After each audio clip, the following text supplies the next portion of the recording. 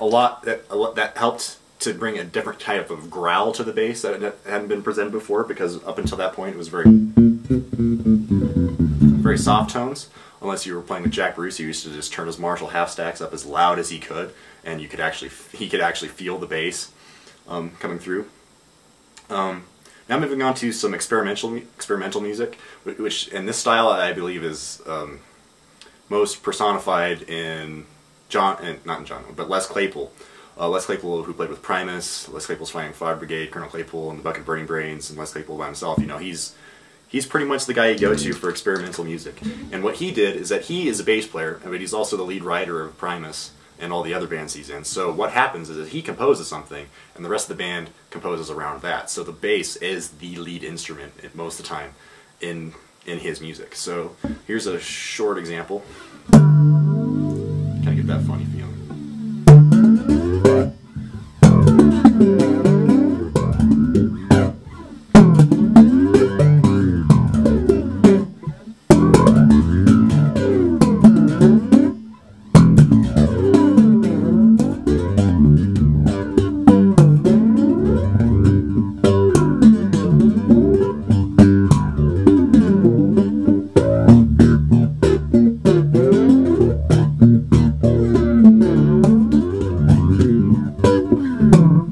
So there you get the idea. Heavy on popping and slapping, also heavy on strumming, something that you normally see with the guitar, but you can do with the bass.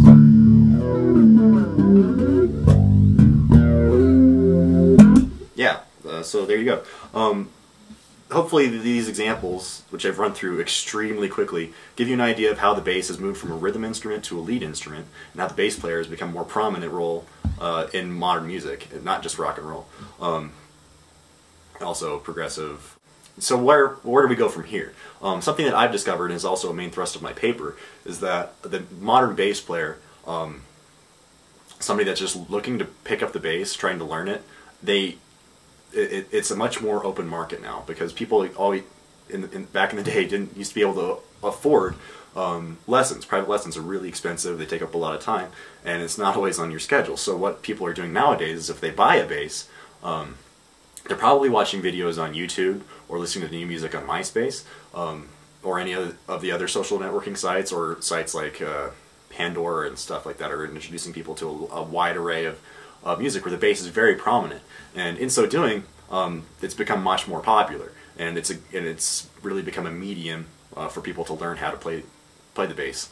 And so from here, what you can do on the internet now is you can go online and you can type in a song that you've heard and you thought you might want to learn the bass line, and you can type that into YouTube or type it into a lesson site, and you can get what's called a play-along. Now play-alongs aren't exactly legal because you're playing copyrighted material, and a lot of these videos have been taken down as a result of that, but they're always going to be around regardless.